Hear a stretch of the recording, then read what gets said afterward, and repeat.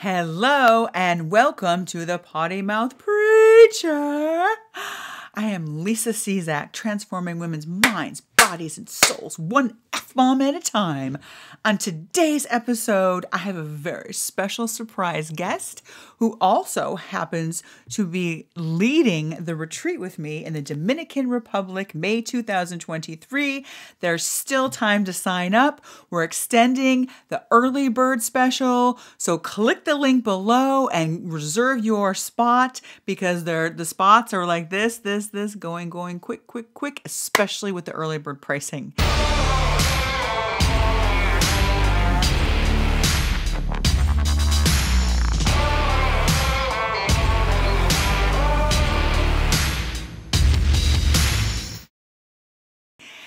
So, before we start that though, I want to do what we always do and help you switch gears.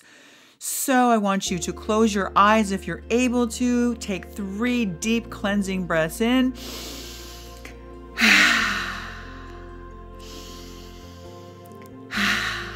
Really let that shit out.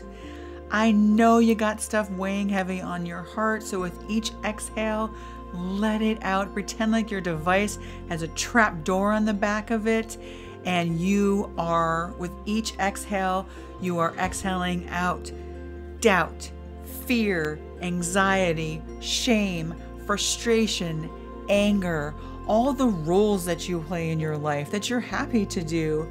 But sometimes you need a break from that, right? Sometimes you need a break from being a mom, a wife, an employee, an employer, a CEO, a coach, a healer, an entrepreneur. Just let each label out with each exhale. Also, this is a time for just you to learn how to focus on yourself and give yourself that time that you don't give yourself. Take another deep cleansing breath in. Blow it out. Slowly open up your eyes and welcome back. We are now going to jump into celebrations. It's those seemingly insignificant little steps along the way that are evidence that you are being the woman God created you to be, that you are being your I am. If you don't know what I'm talking about an I am, go to episode 2. It lays the foundation for everything that we do in here, everything I do with my private clients and my group programs. Whatever follows I am is coming looking for you. So you're celebrating every step along the way that leads you one step closer to your big vision for yourself. I don't like to say goals. I like to say vision, right? My celebration from this point all the way up until our Worthy Woman Wellness Retreat in May 2023 in the Caribbean is going to be that I had the courage to do another retreat, to launch.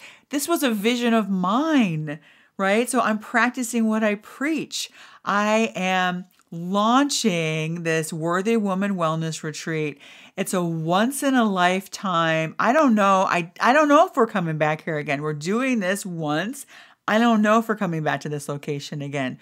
So you don't want to miss this, right? This is a once in a lifetime experience.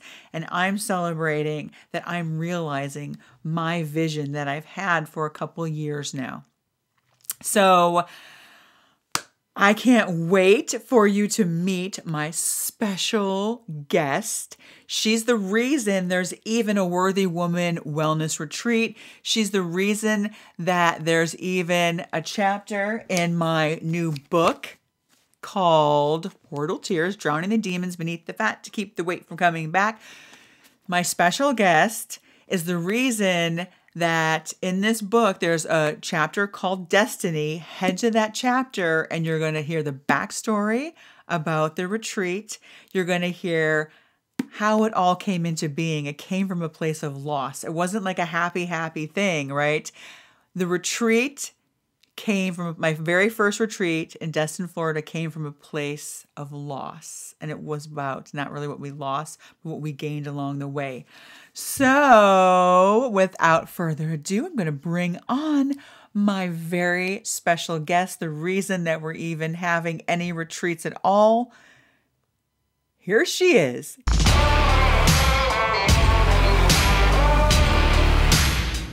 So, as I said, I have a very special guest today who happens to also be my assistant. She hates when I call her that. She's actually not just my partner in leading the Worthy Woman Wellness Retreat in the Caribbean. She is also my daughter. And she's so thrilled to be on camera. Yeah. Like any 20-year-old. So the reason I have Elliana Faith on, that's my baby, is because this whole retreat, this whole idea was a seed she planted in my head. It happened during a time of loss. Only we weren't losing anything. We were actually gaining something. We just didn't know it in the moment. So Elliana, do you want to give the backstory? Because you're 20 now, but you were really young then. She hates when I say this because she says it makes her sound stupid. I didn't even think she knew what a retreat was. Yeah. I didn't know what a retreat was. I was just spouting stuff out of my butthole. So tell the people what's the backstory behind this retreat? How is it a young girl who was barely 14 at the time? 16. 16. Mm-hmm, yeah. No, but when you came up with the idea, you were only like 15. Oh yeah. Yeah. So tell the backstory. So we were sitting in our old house in Arizona that I had grown up in. Are you done? Okay. Mm-hmm. That I had grown up in for 10 years of my life before I moved to New York City. And I didn't know exactly what was happening with the house, but I knew that it wasn't going to be ours anymore, that we were selling it. And I mom's crying and upset, and I just remember you crying on the floor, and you were kind of looking at me like, why aren't you sad? Why aren't you crying with me? And then I was looking around the house, and it was a 3,000 square foot house, beautiful house in the desert. And I was looking at the giant living room, the giant dining room, and dining room area along with that, and the kitchen and the pool in the backyard. And I realized, wow, this would be an amazing place for a retreat.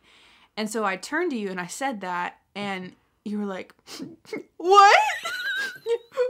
What are you talking about? And I was like, and then I just started going off. I was like, yeah, in the kitchen we could teach them how to cook and feed their families well, and we could do workouts in the living room, and we could have a special swimming day at the pool and have them lounge outside at night and sit under the desert stars and talk about their I ams and all these different things. And you were like, what?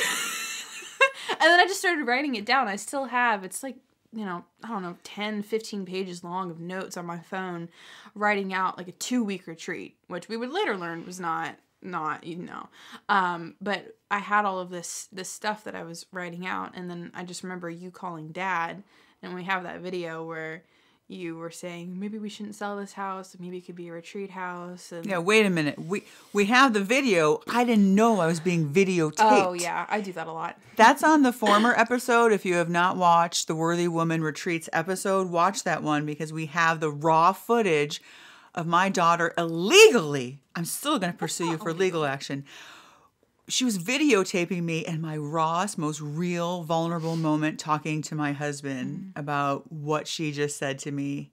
And did you know, you were young at the time? I don't know. Sometimes we can be shitty parents. Anyone else out there feel like a shitty parent sometimes? I don't know if you knew that we were actually losing the house, because we had moved from Arizona to New York City, and we could no longer make the payments, a rent payment, and we could no longer make at the same time a house payment. So we were actually losing that house. Did you know that? I don't know if we told you that. Well, you just thought we were selling it. When you were recording it, when I was recording the video and you were talking to Dad on the phone, you were like, I know we have to short sale this house and all of that. So I don't know if that was a point that I found out, but I knew that we weren't voluntarily selling the house, because I knew that it was something that you always wanted to keep. So, I mean, I'm fairly intuitive. So I kind of figured that, you were not selling this house because you wanted to, especially because you were crying in it, and it was something that you wanted to keep because it was where pretty much my entire childhood was. Yeah, and I'll never forget that because you were interrupting my pity party. I mean, how dare you interrupt my pity party? I was feeling so sorry for you even, right? I was like, ah, shit, her house. And the fact that you were so young and looked at me and said that, and I remember as you were typing it, we still have that also. Yeah. You see the dog behind us? Oh, Elvis is going crazy. Just ignore it. The kids are in here, Elvis and Emmy. They fight with each other. Anyway, I remember you were typing it out as I was crying, and you started off by saying, it'll be huge in a quiet way. Mm-hmm. What did you mean by that? I was obsessed with the Underground Railroad at the time, and just how it worked and how slaves were taken from place to place discreetly. And Harriet Tubman, who was a big woman at the time, who was helping after she got freed with that process. But basically, I had this idea for it because you always train clients in the park, and it was always very discreet, and it was like you were going to the secret place to help them heal away from anything else, any other people, any distractions.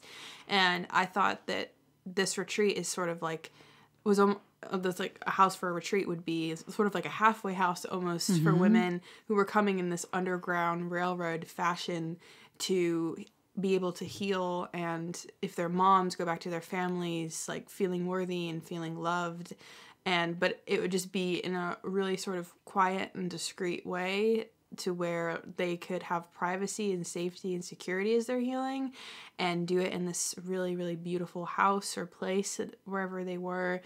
And so that's why I said it would be huge in a quiet way. And I absolutely love that. And you were so young.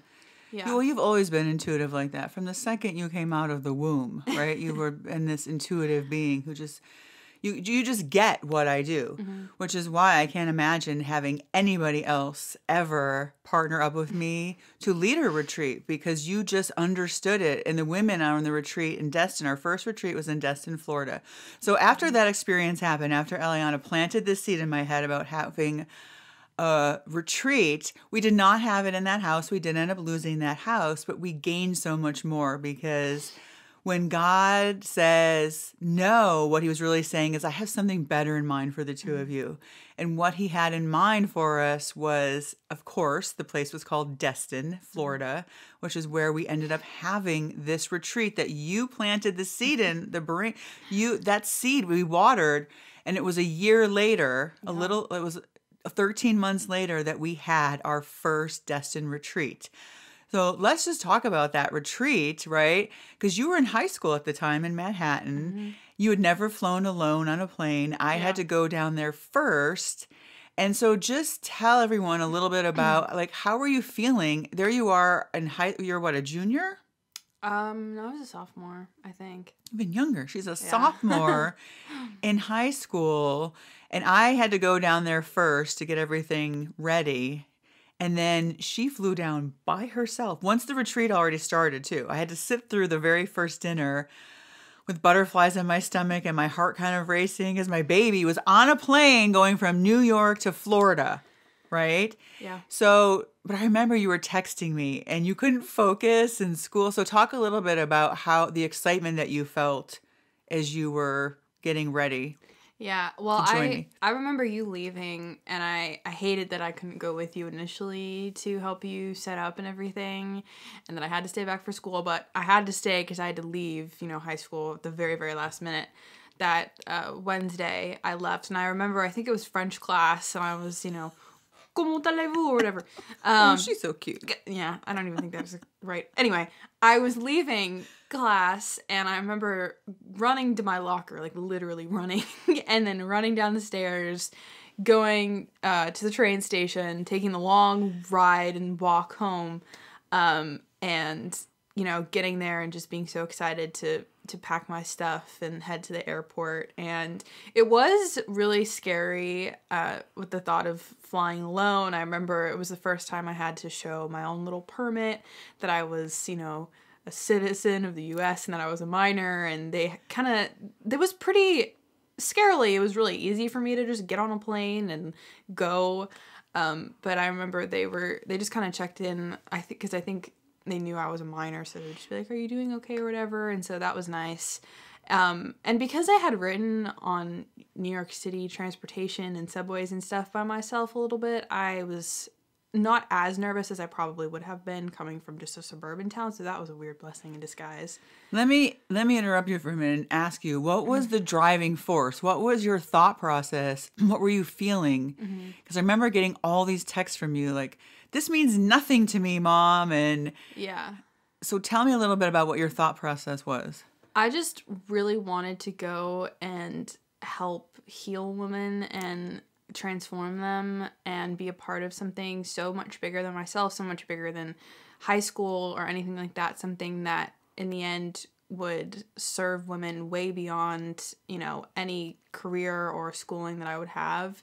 And I'd seen just the power in what you do, and I was so inspired by it that I was like, I have to get there, I have to get there, I have to get there, like, I don't care what it takes. And so, I took a really scary plane ride by myself and an Uber ride by myself and all these different things to get there, and I was so happy when I finally got there.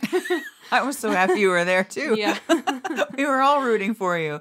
So before we go into that, do you remember when we sat in Friedman's in New York City, that restaurant? Oh, yeah. And Elliana, because I don't type fast. I really don't type at all. You just don't type, period. You text, So- that's it.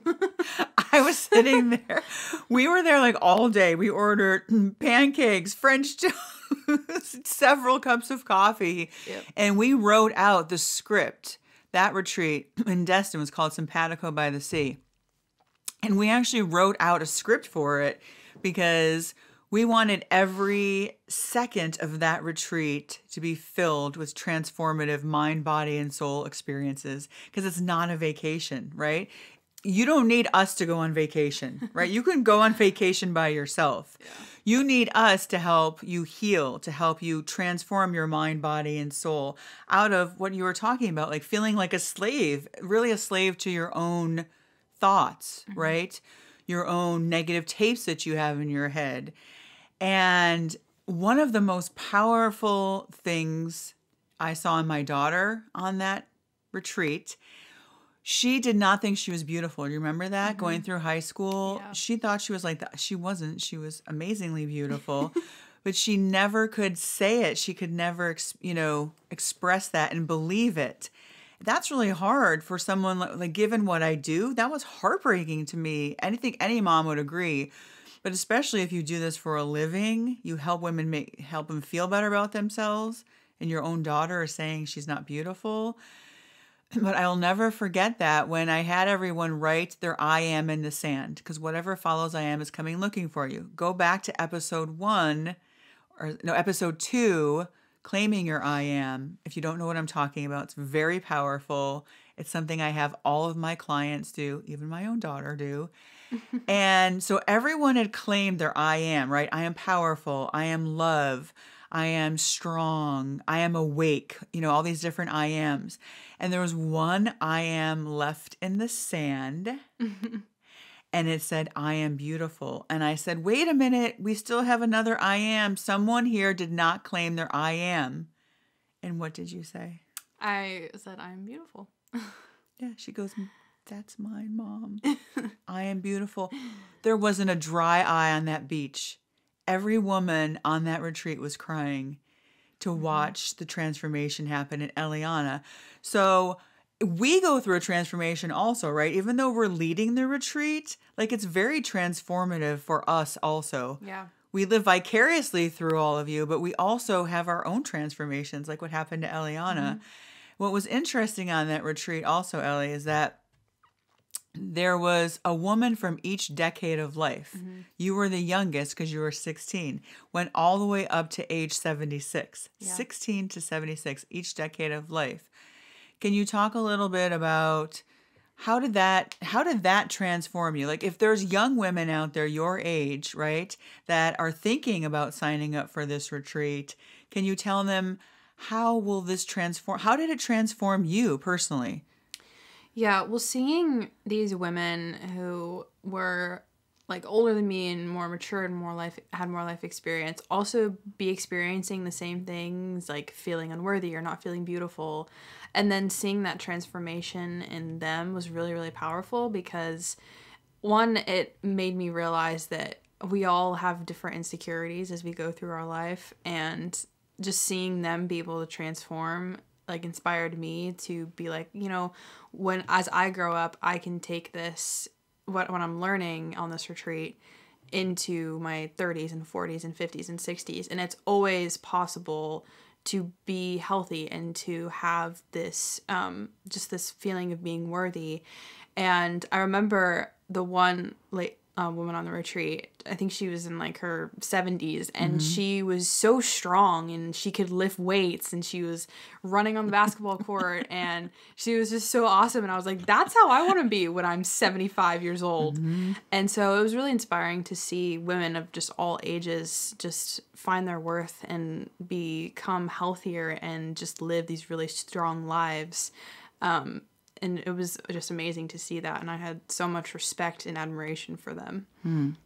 So fast forward, here we are, right? We were going to do this Dominican Republic retreat and then COVID hit. So that's how we feel about COVID. And so now this is our first retreat back after COVID. And guess what? We don't have passports. Well, we applied for them.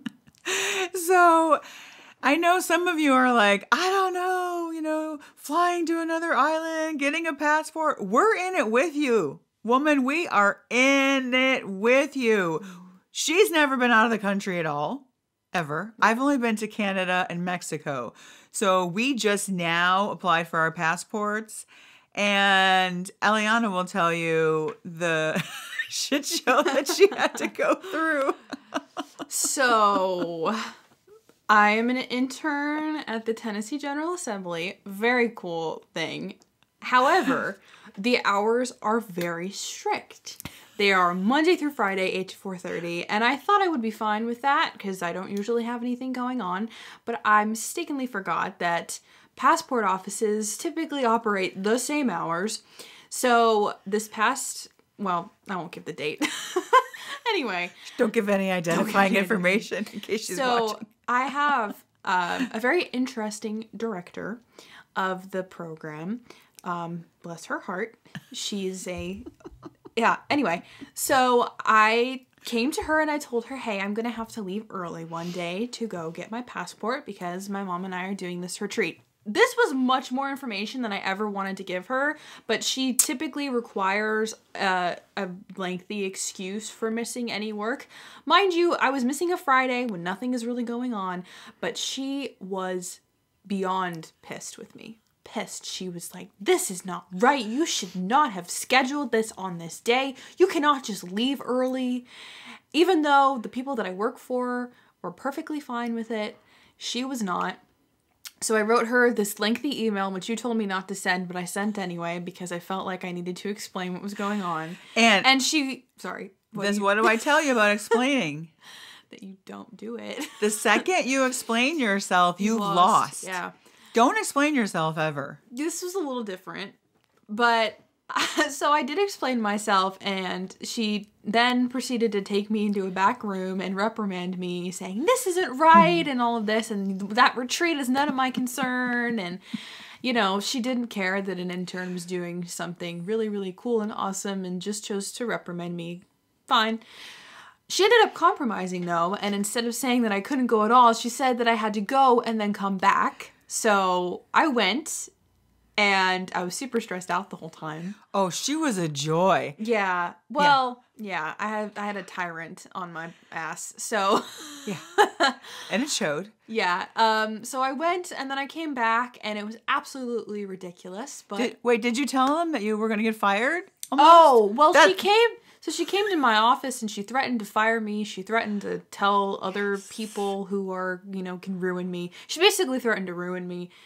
I was like, you know what? I belong to the Lord. It's fine. Just, you could ruin me if you want. Okay. So I did almost get fired. However, there was no reason for her to fire me because I didn't do anything wrong. I just went to get a passport. So. Right.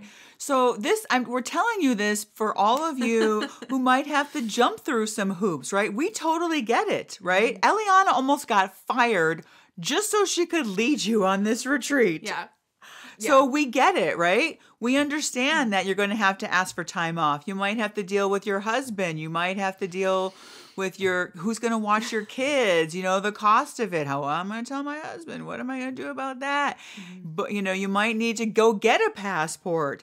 But I'm telling you, anything we do in life that you have to work a little bit of, put in some effort in, it's always worth it. Like this stuff, tell me one successful person right? That's like, oh, it just came easy to me. You wouldn't admire that person. You would not. Like if I hadn't gotten super fat, right? If I hadn't gotten obese, you wouldn't believe anything I said about weight loss, right? I mean, it's true, right? If I wasn't a former fatty, and I'm still a fatty, like I still have that tendency.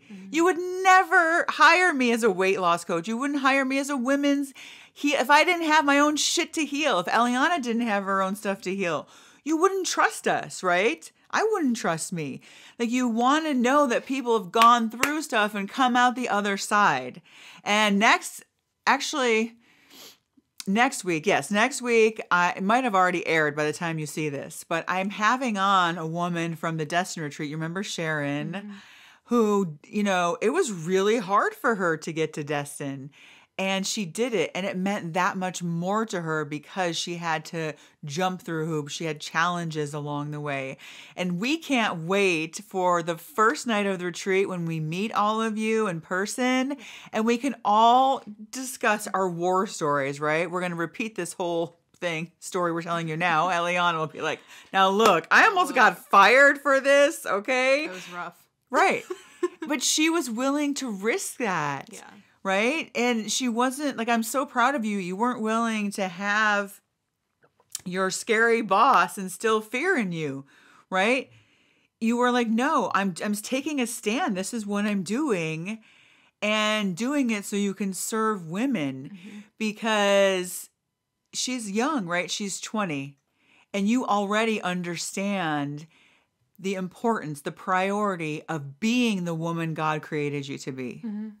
Yeah. That's right. Yeah. Yeah.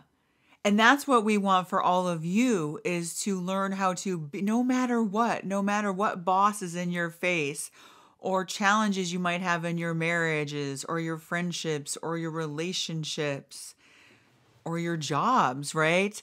That you be the women that God created you to be. That's our main focus on this retreat. Yeah. And you have not read my book yet, Elliana. She knows what's in the book. I was told not to. She was told not to because I'm the whore by the well who ended up, getting groomed by a sex trafficker. Anyway, if you haven't read the book, read the book. It's right here. Let me try not to choke Elliana as I do this. Portal Tears, Drowning the Demons Beneath the Fat to Keep the Weight from Coming Back. Go to the Destiny chapter and you can read all about what we're going to do on this retreat. Your soul, what should their soul work be this week, Elliana? You should sign up for the retreat.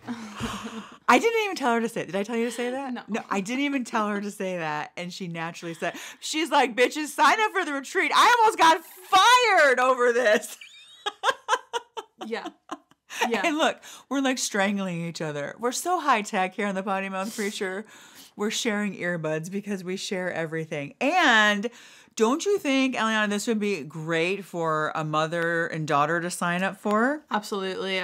There's something really powerful about watching your mom transform, and then being a mom, I'm sure watching your daughter do that too. There's just something really amazing and powerful about a mother-daughter duo coming on a retreat. So if there are any mothers and daughters out there, y'all should absolutely sign up because you will watch each other find worth, find your worth, find your beauty, just find who you are, and it'll be really amazing. Mm-hmm. And lastly, let's remind them that you are worth it.